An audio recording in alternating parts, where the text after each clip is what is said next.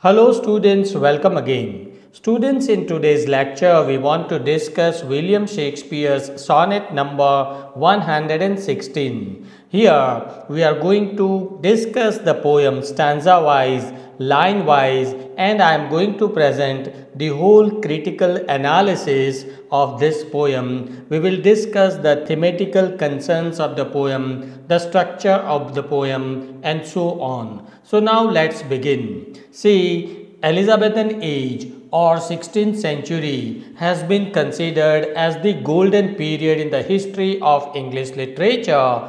Why? Because there were hundreds of poets who were writing beautiful, melodious poetry, and that's why this Elizabethan age has been called a nest of singing birds by the historians of English literature. And William Shakespeare was one of the most melodious poets of this century, 16th century. He has written a series of sonnets, 154 sonnets, which were published from 1593 to 1596. Okay, and sonnet number 116 presents the whole nature of true love and its enduring qualities. What a true love is and what are the great qualities of true love that has been presented by Shakespeare in this sonnet. Before we discuss this sonnet stanza wise or line wise, let me tell you it's a sonnet. A sonnet is always written in 14 lines, and this sonnet has also 14 lines, and all 14 lines are written in iambic pentameter. Okay, the rhyming scheme of this poem, this sonnet, is AB AB, CD CD, EF EF, and GG. Now let's discuss the poem stanza wise, and later we will discuss the themes of this poem. See, the poem begins with this first stanza, which is a quatrain. A quatrain means a stanza of 4 lines. Okay, here the poet begins by saying that, let me not to the marriage of true minds admit impediments. Love is not love which alters when it alteration finds, or bends with the remover to remove. So here the poet wants to say that the true love does not allow anything to obstruct or the hinder the union of true love. Means if you are a true lover, no one can disturb you or no calamities can stop you in your life. True love is so strong.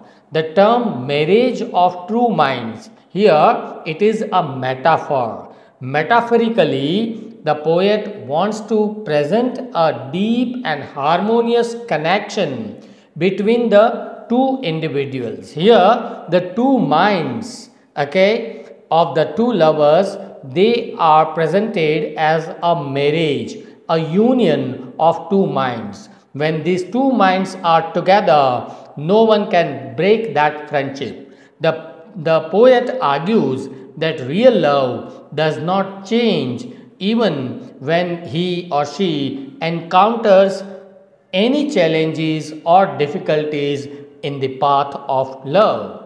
Okay, no doubt the path of true love has never been so rosy. Means there are always difficulties and challenges in the path of true love, but then true love always overcomes these difficulties. So that is what the poet expresses in the very first stanza. The second stanza, again this is a quatrain, a stanza of 4 lines. Here the poet writes these lines.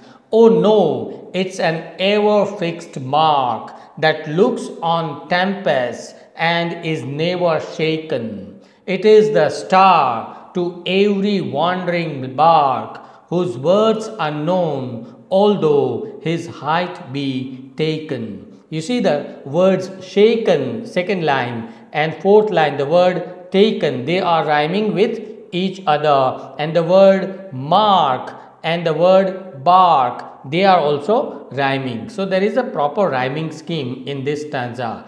In this second stanza, the poet wants to declare that the true love is always unchanging and steadfast. Okay, it never changes, it is always constant. Love is compared to a lighthouse. You know, you must have seen the lighthouse at the oceans, right? When the ships are lost in the sea, they look at the lighthouse. This lighthouse becomes a guiding force for the lost ship, and the ship comes down. So the lighthouse is a metaphor which is presented here by the poet. Here it serves as a guiding star for the lost ships. Wandering bark means the lost ships. Okay, its true value can never be fully understood, even though its position in the sky can be measured. The lighthouse is so tall, so the height can be measured, but the value can never be measured. That is what the poet wants to say. In the third stanza, again it's a quatrain. Love's not time's full, though rosy lips and cheeks within his bending sickle's compass come. Love alters not with the brief hours or weeks, but bears it out even to the edge of doom. So the love, true love, does not change. This is what the poet wants to say here in the third stanza. True love is immortal. Everything else dies, but true love does not. Love is portrayed as something that is subject to the influence of time. Love is not time's full. Okay, so time does not wither true love, despite the fact that youth and physical beauty may fade away. With the passage of time, we grow old, but true love does not grow old. Okay, true love remains unchanged, and that is always immortal. Even on the doomsday means the day when the universe will come to the end.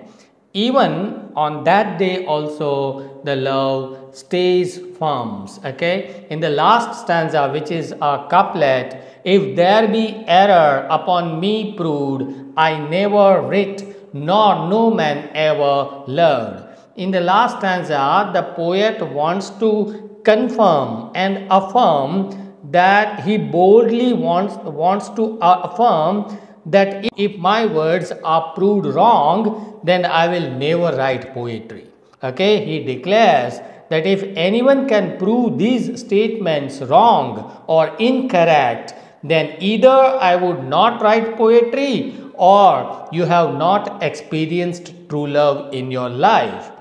Okay, so the last couplet expresses the poet's strong belief in true and immortal love. So all in all, what is the theme? What is the central idea presented by the poet? The central idea is the qualities of true love. Okay, the constancy and immortality of true love is the central idea of this sonnet. Shakespeare presents love as an unwavering force. Unwavering means unchanging force that is not subject to the time's effects or changes of time. Okay, true love passes from so many obstacles and challenges, but then true love passes the test of time and society. Shakespeare has made use of metaphors and imagery in this poem. The marriage of true minds. This is a metaphor of the union of two minds, union of lovers. Okay, the metaphor is also presented in the words star and ever fixed mark, which symbolize the guiding light and unwavering or unchanging nature of true love. Moreover, Shakespeare has also presented the idea with the help of the technique of contrast. Okay, if you want to understand light, you need to show darkness. Okay, so contrast presents the idea in an effective manner. So Shakespeare has used this technique in this poem. He contrasts love with time's full and bending sickle. Bending sickle. Sickle means the cutting tool used in farming. Okay. So love is always attacked by so many challenges, obstacles and all. Okay. Time's full means time runs and makes us old, but still love stays stable. So by juxtaposing these images of constancy of love, he underscores love's eternal quality. The message which is presented by Shakespeare is indeed a universal message which appeals all people everywhere in all countries in all times. Okay, Shakespeare's description of love applies to all times and all cultures, and that's why we can say that the idea which is presented by Shakespeare is a universal idea. The idea of love as an unwavering force is a sentiment, it is a feeling that continues to resound with the people even in today's time. So just imagine Shakespeare presented this poem during the 16th century, but even in 21st century we are reading it. Okay, so that itself is the proof that it is a universal poem. So now let me conclude that this sonnet 116 written by Shakespeare is a powerful exploration of the enduring nature of true love. Now Shakespeare has used metaphor, imagery and some rhetorical devices in this sonnet. By using this, the sonnet presents love as an unchanging force, a strong force, okay, and that transcends the challenges of time and life. It remains a beloved piece of literature, celebrated for its timeless message about the nature of true love.